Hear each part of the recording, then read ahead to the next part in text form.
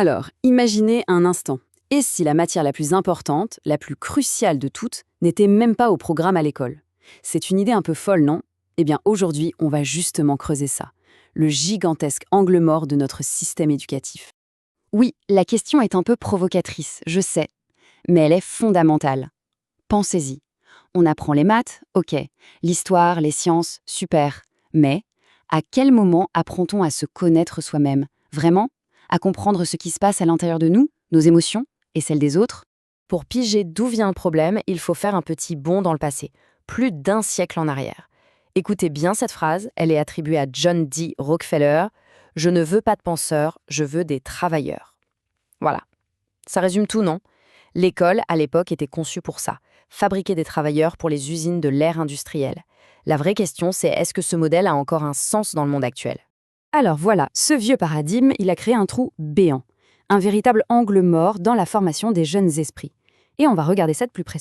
Et ce déséquilibre, il saute aux yeux. D'un côté, le système scolaire met le paquet sur tout ce qui est logique, analytique, le fameux cerveau gauche. On doit suivre des rails, résoudre des problèmes bien carrés. Ça, c'est la star du programme.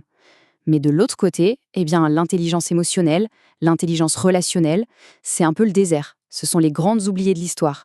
Forcément, un tel déséquilibre, ça a des conséquences. Et pas des moindres. On parle d'un coût humain. Un coût qui se paie en bien-être et en santé mentale pour des générations d'élèves. Parce qu'en fait, en ne jurant que par l'intellect, le système met de côté plein de monde. Tous les profils un peu différents. Les créatifs, les hypersensibles, ceux qui sont plus dans l'émotion, ou même ceux qui sont doués de leurs mains. Ils ont du mal à rentrer dans le moule. On leur demande de rester dans leur case, et ça, c'est juste terriblement réducteur. Regardez bien cette date, 2026. Juste ça.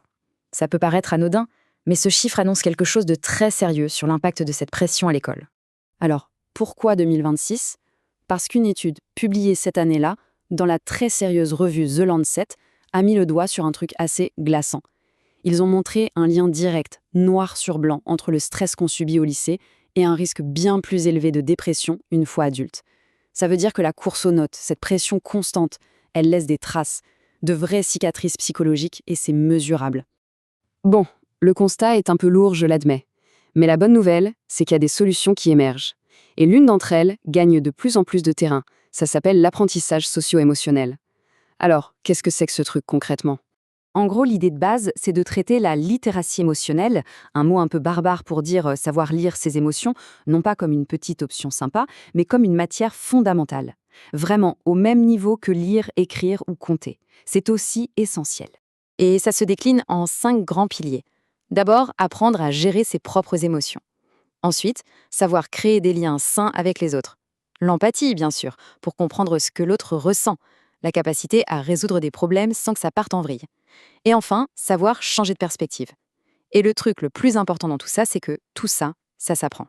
Attention, on ne parle pas d'une vague idée un peu New Age, non, non. Derrière l'apprentissage socio-émotionnel, il y a de la science, du solide. Un chiffre à retenir. 12. C'est tout. Mais il est énorme. Pourquoi 12? Parce que ce n'est pas le nombre d'études. Non, c'est le nombre de méta-analyses. Une méta-analyse, c'est une étude qui en analyse des centaines d'autres. C'est le niveau au-dessus en termes de preuves scientifiques. Et ces 12-là, elles disent toutes la même chose. Ces programmes, ça marche. Les bénéfices sont réels, constants, et on peut compter dessus.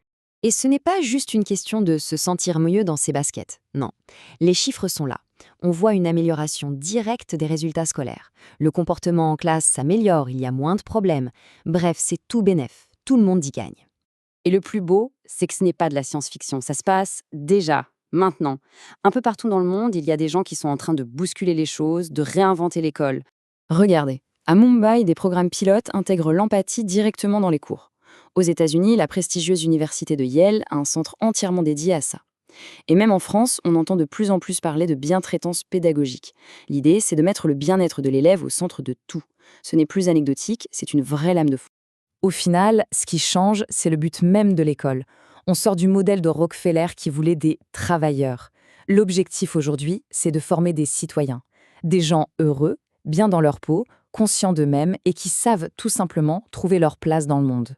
Ce qui nous amène à la question de fond, celle qui compte vraiment. De quelle éducation a-t-on besoin pour les citoyens de demain? Le monde change à une vitesse folle. Et si finalement, la vraie mission de l'école, ce n'était plus seulement de remplir les têtes, mais de former des cœurs, de former des esprits capables de s'orienter dans un monde de plus en plus complexe? La question reste ouverte.